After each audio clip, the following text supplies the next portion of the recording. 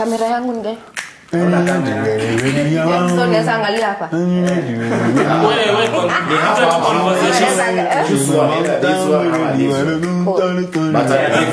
Guys, have you seen the video that I've sent to the group? You've sent something? It's so funny, it's trending. Boy, checking very fast. For you. Hey, Sai. Not so fast. Let's fast fuel alafu uendelee. Yes, please. So here, it's all about weekly topics, Comments and discussions. And what's trending online?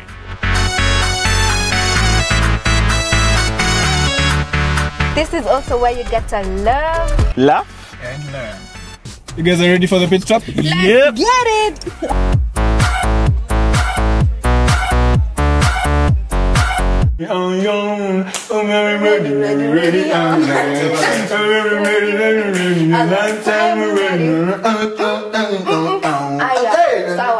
Sawa.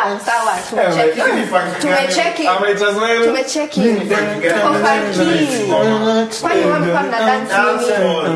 Kwani hii ni it's reggae dance hall. Welcome to the WhatsApp group. Karibu ndani ya Dusit peke. Dusit Princess. Guys, you could think it's Dusit, but it's Dusit Princess Hotel. The space is in Westlands. As you can see, just a little section, off Church Road, Mimosa Road. Please come through. You can come kwa na mpoa. Leta mpoa yako humu. The space is beautiful. Kuna kitanda very big. Never confirm. The bed is bigger than you would think. So yeah, karibuni ndani. But anyway, okay, sure. I'm sorry. Family is watching. Parents are watching. I'm sorry. Tuanze kitu. How are you guys? Naona mmevaa. Do you want to tell people why we are dressed as we are? Why Sul told us to dress together? Yes. I try to distance ourselves from this whole thing. Like students hivi. Sijui ni shule gani. Mimi nimetoka from the school of buddies. It shows. And you? Yeah. Umetoka shule gani hii mnavaa? The Composed Boys High School. Composure, quite debatable. Yeah, not so much. What do you mean not so much? Not so much, but right. I mean, guys. Yeah, but mnaka mmeoga na sabuni. Yeah. Composure. You're looking good. So, we are dressed like this because topic ya leo tunaguzia watoto wa shule. Yeah. That is what we're talking about, so called on brands. It's been a minute. I'm glad tuko hapa tuna shoot. Tumekaa. Yeah. Tumekaa sana. And today we're here to talk about the very, very unfortunate tragedy at Hillside Endarasha Academy, which is a primary school. Iko wapi? Iko Nyeri, iko Central. Murima iliguzwa, unfortunately. Okay. So, as we're shooting this, how many days? We are 21. It's close to almost a week. Yeah. It happened on Thursday. Friday morning. 21 died. 19 on location. 2 in the hospital. Yeah, and actually the 21 is pending further confirmation of more casualties. Na zingine bado tuaje confirm. Yeah, they've done. Yeah, last time a spokesman aliongea government Exactly. Last time he spoke, he said it's about 70, but I really don't know. I don't know. Yeah, questions abound actually. Yeah, because now people wonder, 70 kids cannot just be missing. And these are children. It's not like high school students when you're sort of have some form of bearing wakitoka shule. So I mean, if it's babies, it's grade 9, it's just kids. So 9 to 13 years, it's like it's a child. And the question is, exactly, by now, yeah. 70 people yeah. Alafu alikuwa anasema ati maybe they rent to like residences ziko around. Of course wangekuwa by now, yeah. If it's a matter of national security, by now, those kids would have been found. So they said kulikuwa na what faults? Electric faults. There's a suspected. That's what they said. Yeah, a suspected electric, a fault in the electric bulb. But also there are some parents who are saying when there was some very suspicious meeting on the day, on Thursday afternoon in the dormitory. Yeah. There are parents who were speaking to the media anonymously. Their kids wanasema there was a very unusually long meeting in dormitory in Jamaica, or rather one of the dormitories kwa shule. And also KPLC wakasema Kenya Power came and said, by the way, part of it. Because apparently they say the lines that supply power to that particular dome, they had no fault at that time, so it can't be blamed on it can't be blamed on. Maswali mingi sana. And then the other thing is the school management in Nyamaza for this entire thing. You would think Exactly. You see so many things to debunk from this. Adiuko, wait, what's going on? It's even raising more suspicions. Yes, exactly. Yeah. They will be on top of things on the ones who are updating us. But the face of the school. The owner of the school is still incognito. The teachers, none of them are speaking. Matron, where was the matron? Security guard. Why didn't they have fire extinguishers? I mean, yes, it's a bit unfortunate. It's a bit unfortunate. 19 of the children who succumbed are still unidentified. So that means they banned to Ash. Death is death, but now that you're like, children didn't have to lose their lives in so such many, a manner. not even 1, not 2, not 3, not 5, not oh my god. Alafu just 2 days later there's another fire. Now schools are banning and it's now back to back to back. Like when was it? On Saturday? Isiolo boys. Was it Isiolo boys? Yes, Isiolo boys. Isiolo boys. Isiolo girls actually. Isiolo girls high school. And then Njia boys also on Sunday. And yesternight. And just as we shoot this. So when is this? Tuesday night. Bukhala Lire boys in Busia. So Piliko on fire. So you wonder, I mean, it can't just be a coincidence that these things are happening simultaneously, day after day, and it's just schools burning. I mean, good thing is no one has lost their lives in this subsequent fire incidents, but still, why is it happening? You know, Mbona, like why are schools burning all of a sudden? There's usually a thing, I don't know what's the right name for it, but it's sort of like basically a ripple effect. If something happens, but this is usually now blaming the kids. It's usually when something happens in a local media, you will see so it comes with 10-year mock exams. Remember mock exams? Mock. Trauma.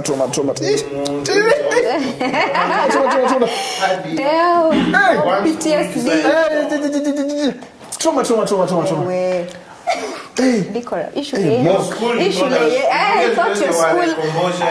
Exams ilini mock. Anyway, so there's usually the argument that this is usually inasemekana ni watoto wanachoma. Alafu it's easier to just blame them. It's the kids, it's the kids. Wakiona wenzao walichoma. It has a name. Unaona watu wengine wanafanya, keep doing it. Yep. So we don't know. We are waiting for the investigations to tell us what they tell us. But unfortunately, I mean, sorry to cut you short. I mean, it's taking slower than needed. Because they are taking time to do a thorough investigation. And the government was like, you know what, you guys, as you wait, shikeni rice beans. Rice and some there was some hints of insensitivity in everything, how everything is being handled. It's a bad taste. In bad taste, and again, the government has resources. Enough resources to, just fast track everything in this entire situation. About prayers. I don't know. Sasa tutakuwa na nationwide prayer. And there's a parent who's mourning right now. But you're saying something. The whole thing, because and that's in the government spokespersons. Exactly. We thank the church may come through. People are saying it is in bad taste, actually. It's in bad taste. Like Toneni is tradition. Kuna places you need to separate those two. Yeah. So it is. And then interestingly, now there's the Auditor General's office. The report. Yes. Saying, you know what? It's not just 1 or 2, 3 schools. Actually, a majority of Kenyans are not ready to respond. They said almost half. Yeah, wako ready. These are the parameters on that we have to gauge whether a school is fire disaster ready. Kuna sufficient fire extinguishers, fire alarms, fire blankets. Tukisema hivi, try to remember mali shule ulienda hivi. Yeah, but that's what I'm thinking. This is the primary and high school, not university. Mandatory evacuation maps at every entrance. Unafaa ukiingia building, you have an idea. Unaonanga kwa malls. Yes. Exit. You know, have that idea in every you can run and just... Yes, you know where to flee. No fire assembly points. Required to have their doors opening outwards. Not inwards, the report found 22 out of the 42. This is over. Basically over. That's a huge chunk. Yeah, that's a huge chunk. Yeah. Oh no. So when there's a crisis, it just even adds to the crisis. At least window reinforcement, which cuts across many of the schools that we went to. I think one a grill like you're supposed to be able to knock it. I'm talking about it. It's good to make you a grill. They're just thinking utatoroka. But you see, now my problem is the schools that are being built even now, and they still fail to meet that requirement. Those requirements. Those parameters. So now you wonder what the folly is. Is it the institutions that are verifying or approving these schools to be boarding certified? The Ministry of Education. During Kibaki's time, they had task force. Wametumwa kwa mashule. Hata sasa apparently kuna task force, but you wonder what things they do. This is a failure. A huge one. You know, go ahead. That you're approved. Surely there was inspection that was carried out. Surely his guidelines ni so when exactly. The approving. And you see the same people now. This is now what vexes me every time. Every time, so the same people when you wanna come condole to give those sad whatever messages. They're the same people who were there when these schools were being launched. They are the same people who launched. Yeah. So now you wonder, wait a minute. Accountability. And actually now even fire incidents as Janza Juzi. So it's and it's very unfortunate that we continue having these cases back to back. And every time something happens, we treat it as if it's exactly. So let me just give you a short trail of the biggest fire incidents that have happened in schools. So let's go back to 2001. So there was an arson attack on dorms at a secondary school in Machakos. 67 souls. 67 souls were gone just like that, and two are charged with murder. So the students who started the suspect. The case Haikuisha. Up to now, Ejisha? No, the case Haikuisha. So what happened was the judge who was handling that case and resigned. Oh no, it's one of those situations. In a separate thing. Basi imeisha tu hivyo honestly.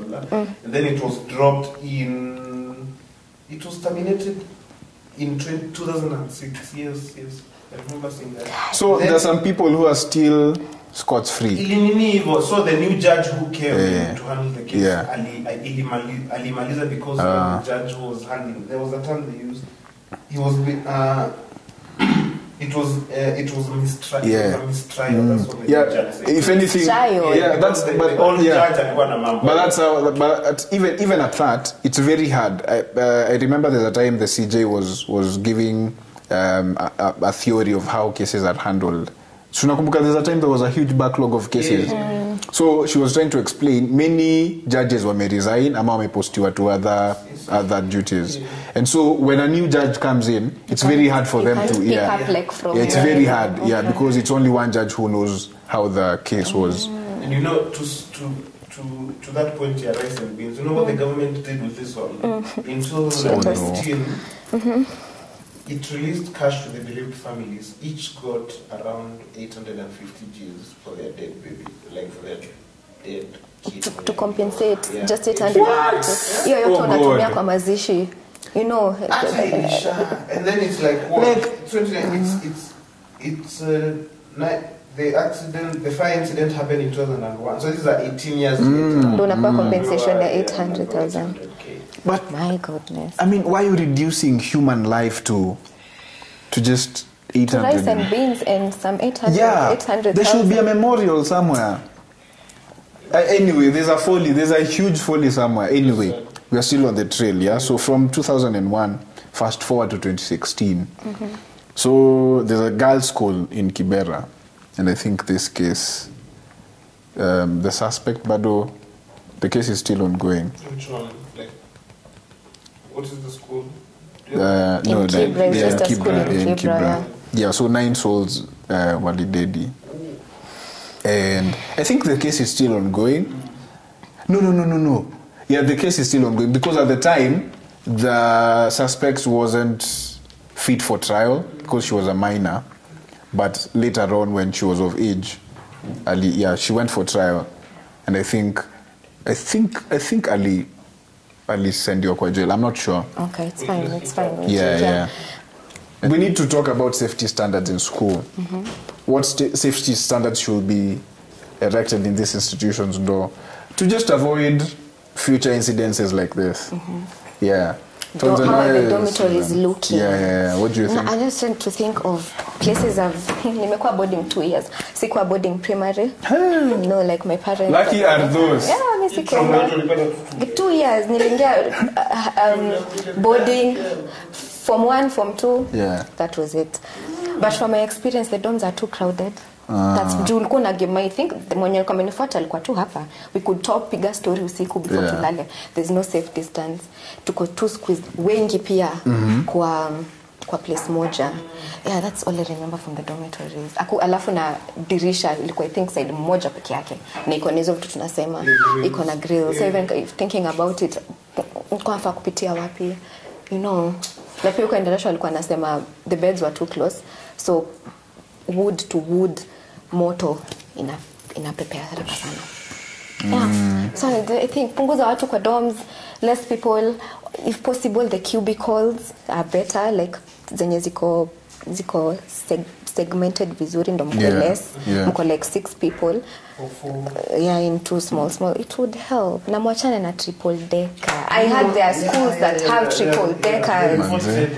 Triple deckers, that's all. Because now you wonder, how does a kid get to the top decker? Top, I really and that's even close to the ceiling because I'm so sure they didn't raise the ceiling high enough. Yeah, it's still badu 6 feet badu. Yeah. What do you think, Amwana? I think tuanze tu na sticking. I don't think we first need new measures. The measures are already there. They're just being followed. Okay. Yeah, that's true. The people who are supposed to regulate them hawafanyi kazi yao for whatever reason. The task force. Yes. So even the task force inakujanga baadaye kwenda even the institution, like whoever monitors, whoever accredits, whoever accredits those schools. Kama ziko tu hivi tuanze tu hapo. Ndio isikue now. Let's stop dealing with it at baadaye when there is a after crisis. Ndio mnaanza kukimbia. It should have been there in the first place. Mimi tu sidhani niko na new measures. Hizi kwanza ziko. Tuanze na hizi. This would be a good place to start. Yeah.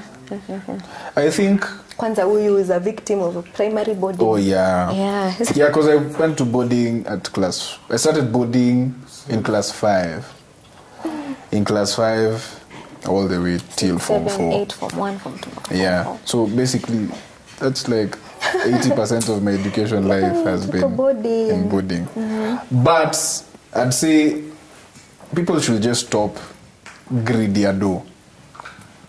Because it's the money that invites more students to the school.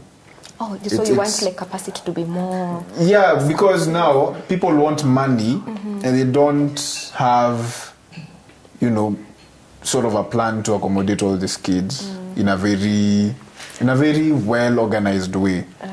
But I remember there's an MP who was once in a TV show somewhere, and he was also saying the same thing. Like, why don't you as a parent, why don't you as a parent? Wait. What is this? So, all right, I was saying something. So yeah, there's water there. So why, as a parent, why are you fixated on taking your child to a school that you know is a bit overcrowded? So I mean, the parents get to see the dormitories before they even check out. But in some other TV show, nilisikia parents wakisema they're not allowed to enter the school dormitory, dining hall, classes. We drop mtoto wako kwa gate and enter. Kwa hivyo pia your responsibility ya parents ati unamwambia you're supposed to like check if how the dorms are, it's overcrowded. Like, will you be comfortable if you take your child to a school and you're not allowed to see where they'll be sleeping, where they'll be studying? I mean, no. Questionable. But I think primarily that aspect of wanting to onboard as many students as you can to just keep you guys afloat is not really ideal, because I mean, eventually this is going to happen. And also now to your point, like, we don't even need new measures. No. Let's just implement the ones that have been existing and get the reason that has been the reason those schools problematic with all those problematic features also greed. So, corruption, in short. Do you think primary schools should be boarding? Don't give me an explanation, yes or no. Well, I'd say no. Okay, do you think? Absolutely. Can't I say why? No. I mean, I've been here for like okay, fine. 8 years. Fine, yeah. You're a victim. Oh, yeah. Victim of circumstance. Yeah. I think for primary, not at all. Not at all, I know. Yeah, because you also need time with family. You need to be nurtured with your parents, not with teachers, not with... I mean, it's only up until high school, when you're in your teens, that you need to interact with teens. You need to be in a space where there's people of the same age. And also you get to learn so much in high school when it comes to independence and growing as a teenager. But as a child, no, just stay at home. Stay under your parents' care. You also get to learn so much. And especially right now, the way it's very risky to let your child learn from someone else, like where you just atakuwa tu ana very crazy ideologies by the time anakuja kwako. And also it's not just fair for the child to just making them to be independent at a very tender age. Or you at a high school. Oh, we're at a high school umesema watu endange to home. Why so? Every day. Kukua too handsome. Like it's just teenagehood, I think it could be very formative and very delicate. It's just a weird, it's an interesting age, whatever, to be in. Na ukienda to shoot, hiyo ndo time sasa uko away. Na unaona wazazi wako like two weeks. Okay. And then you go away for 3 months. 2 weeks. Sisi wanafanyisha calendars, and then there's those. Oh yeah, the calendar is a bit crazy right now. I would prefer kukuwa na mtoto wako home. Where? Okay. No boarding for children. No boarding for no children. None. Take them to boarding when they enter high school. The fact that is she does see a boarding. Yeah, it's not boarding. At a day school. In fact, hakuna shule inafaa kuitwa shule if there's no fire extinguisher somewhere. Kwanza fire extinguisher. And someone was even arguing, even with those fire extinguishers, how can a kid carry a fire extinguisher and pop out na, like, it's just like put the adults in those specific rooms where kids are being housed. And in addition, the fire at Hillside started at around 11 p.m. It was being put out at 3 a.m. next day. And you see, there's a testimony actually. A parent said a kid, the kid, I'm not sure if it's their kid or a kid, said that the fire actually started at 10, not 11 as reported. 10 to 11, 12, 1 to 5 hours just on fire. Sijui, maswali ni mob. This thing should be probed properly. Even the question of how the kid got to call their parent because they are not phone from school. Yeah. There's just so many questions. Too many questions. Questions abound. Yeah. Can we move away from that very heavy topic? Where? Tuambie watu, leave people with something. Tell them something. Mimi kana kwamba mie nitawaambia kwamba kuna sherehe. You know, mimi Sauti Soul. Soulfest is doing their thing again. Again, mimi nimeenda zote na hii nayo lazima Oh, Sauti Soul, yes, you mean? so Soulfest 2024 is happening in December. I thought they said they're never going to do it again. Keep them guessing. Hey. They're doing it. Confuse them. They're doing it again. 2 shows, December 19th, VIP. And then December 21st, there's the fun show. Artist kama kawaida, Nyashinsky, Calligraph Jones, Crazy Kena, I think will come back from South Africa, so atakuja. Okelo Max. And two times Crazy Kena, yes, kwa hivyo atakuja. Yeah, it's an entire artistic thing, which I love. Yeah, it won't be just like skits. Yes, it will be very interesting. I think they'll do totally different thing from what they're doing before. Okay, and I'm here for it. Tunaanguka nayo huko. Guys, represent us. Drop mics. Drop. Anyway, Mimi, I'm looking forward to Martha Karua. Na Kenya particularly Martha Karua. Alitangaza in July. She said she had finished writing her memoir. Now it was already printers. This month. Very nice. Or rather, atapeana details zake this September because she's someone I admire. Iron Lady. Iron Lady. Right. Her story. I think itasomwa sana hiyo nayo. We are waiting for the book launch. Kama watu wake wanatuona pia. Ndio anakwanga na nonsense. Wakudiem. Wakutafuta kando. Kombediza. Yeah. Sign copy just for you. Because you gave us a shout out. Her stories that we want to. Yeah. And you know the good thing is, all those things and all those highlights, mnaweza ziona kwa Apple iPhone, kwa iPhone 16, which has just been launched. Yeah, so the iPhone 16 finally. Apple has very interesting things and launches. Yeah, 15, but yeah, so 16. they say that it has a new operating chip. Of course, this is, let's get techie a bit. Operating chip, and now they have Apple Intelligence. And it has some very interesting features. The phone also has a camera control. Now you can 3 cameras that I have not even checked. Yeah, it's 2 now. It's 3 now. Yeah, iPhone is quite interesting. I know, yeah. We are now back to cameras. Exactly. Yeah, so they say now the new phone has a sort of boosted battery. Unajua iPhones inakuanga na battery. That's what they always say. Yeah, that's what they say. So for Soulfest and for the memoir launch, you can see all that kwa Apple 16. So pre-orders zinaanza September 13th. Do you remember iPhone 15 vile watu walienda kupangia? I know, line and fighting to it will be interesting. So September 13th you're also going to see crazy things. And I think estimates say the 16 starts at 130,000 bob Kenya shillings, and the 16 Pro is about 150. Okay. I think our producer amesikia upgrade kasimu kake. Yeah. Very much so. Yeah, for sure. That's great stuff. Yeah. Kuna ka producer fulani iPhone 15. Yeah. Nafa upgrade na upgrade 16 ashamba. Atuachie 15. Atuachie for content. Tuone memoir na Soulfest. Yeah. So that is it, guys. Yay!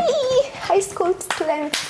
We can't wait to see you in the comment section. Interact with us, follow us on how did they dress? Did they look like tell us what you students? think. Yeah. What? No. What do you want them to tell us? If they look like students, you guys. Acha nionyeshe Susan kitu hapo kidogo kwanza aone hapo. Mimi mtoto wa masherehe.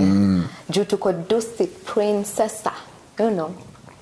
Kuna kafoma pa kadogo. So at the aviary there's mutafute masaa mkuja. There's at the rooftop there's a rooftop barbecue brunch happening on the 22nd of September from 12:30 p.m. only goes for 3,900 shillings. Wale mnataka kamnywe so, you add just 1,000 shillings. Okay. Yeah. Guys. Add that to the calendar. Add that to your calendar. Yeah, na tutawamonitor. Tutauliza tu technically secretary school mnafanya hilo tujue kama una block. Anyway, see you guys in the next one. With some tea. We'll give you some more tea. Usiweke kwa shoti yako, mbona unatoka kwa kamera. Bye. Some more tea.